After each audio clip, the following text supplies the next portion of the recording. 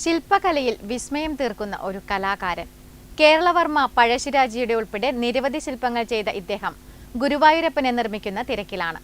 കാണാം പ്രശാന്ത് ചെറുതാഴത്തിന്റെ ശില്പങ്ങളുടെ കാഴ്ചകൾ. ശില്പകലയിൽ വിസ്മയം തീർക്കുന്ന ഒരു കലാകാരൻ പ്രശാന്ത് ചെറുതാഴം. ഇവിടെ ഗുരുവായൂരപ്പൻ്റെ ഒരു ശില്പം നിങ്ങളിലേക്ക് എത്തിക്കാൻ വേണ്ടി ഇവിടെ എത്തിയപ്പോൾ ശരിക്കും ഞാൻ അമ്പരന്ന് പോയി. ഒരുപാട് ശില്പങ്ങൾ ഇവിടെ മനോഹരമായി ചെയ്തു വെച്ചിട്ടുണ്ട്.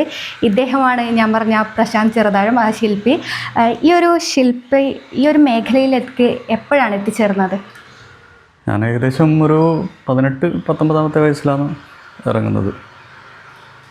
ഓക്കെ, ഏകദേശം ഒരു 20 വർഷത്തോളമായി ഏകദേശം. ഇവിടെ ഇപ്പോൾ ഞാൻ വന്നപ്പോൾ കണ്ടു മോദിയുടെ കൂടെ നിൽക്കുന്ന ഒരു ഫോട്ടോയ്ക്ക് അദ്ദേഹം ഒരു ഗിഫ്റ്റ് സമ്മാനിക്കുന്നത്. അതെങ്ങനെ കിട്ടിയതാ?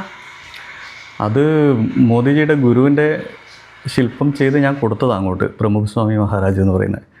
അത് കമ്മീഷണർ ഒരു മോഹൻ ബാബു എന്ന് പറയുന്ന ഒരാൾ മോദി ഇവിടെ കേരളത്തിൽ വരുമ്പോൾ കൊടുക്കാനുള്ള ഒരു അവസരം ആക്കി തന്നു. അങ്ങനെ കൊടുത്തതാണ് അത്. ഓക്കെ, പഴശ്ശിരാജയുടെ ഒക്കെ ശില്പങ്ങളൊക്കെ ചെയ്തിട്ടുണ്ടായിരുന്നല്ലേ?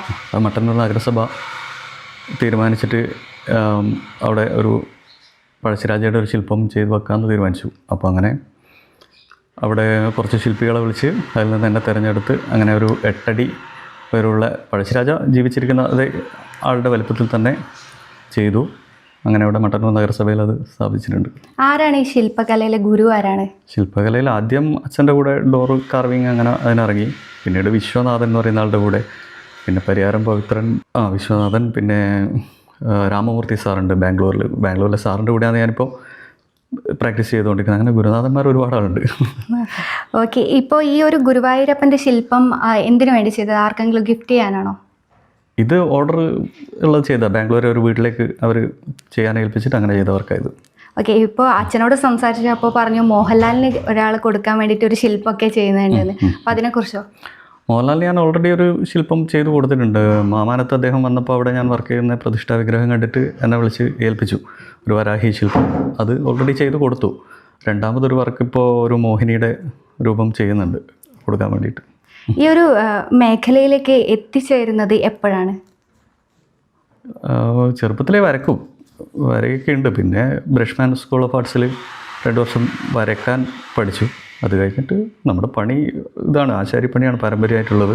അതിലൂടെ അങ്ങനെ ശില്പത്തിലേക്ക് കടന്നു. ഓക്കെ, ഇപ്പോൾ ഏത് ശില്പം എടുത്താലും ഓരോ ശില്പത്തിൻ്റെ ഫീച്ചേഴ്സും മൈന്യൂട്ടായിട്ടുള്ള ഓരോ സംഭവങ്ങൾ പോലും അത്രയും പെർഫെക്ഷനോടെയാണ് ഓരോന്നും ചെയ്തെടുത്തിരിക്കുന്നത്. അപ്പോൾ ഇതിനൊക്കെ ആരെങ്കിലും പറഞ്ഞു തരാറുണ്ട് ഇങ്ങനെയൊക്കെ ചെയ്യണം, അങ്ങനെയുള്ള കാര്യങ്ങളൊക്കെ പറഞ്ഞു തരാറുണ്ട്? ഗുരുനാഥന്മാരിൽ എപ്പോഴും നിർദ്ദേശങ്ങൾ ഉണ്ടാവാറുണ്ട്. അത് ഞാൻ പറഞ്ഞല്ലോ, ഇപ്പോൾ രാമമൂർത്തി സാറിൻ്റെ ശില്പങ്ങൾ കണ്ടാണ് ഞാനിപ്പോൾ പ്രാക്ടീസ് ചെയ്തുകൊണ്ടിരിക്കുന്നത്. അദ്ദേഹത്തിൽ നിന്ന് എല്ലാ ശില്പത്തിൻ്റെയും ഉപദേശം ഞാൻ തേടാറുണ്ട്. കാണുന്ന ചിത്രങ്ങളും ശില്പങ്ങളും ഒക്കെ കണ്ട് പഠിക്കും അത്ര തന്നെ.